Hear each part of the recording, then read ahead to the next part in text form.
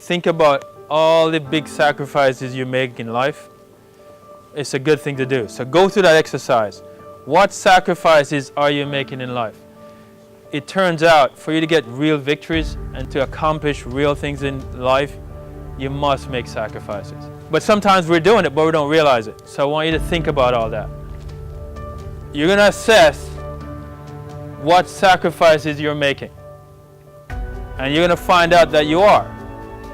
And for you to then look and value them.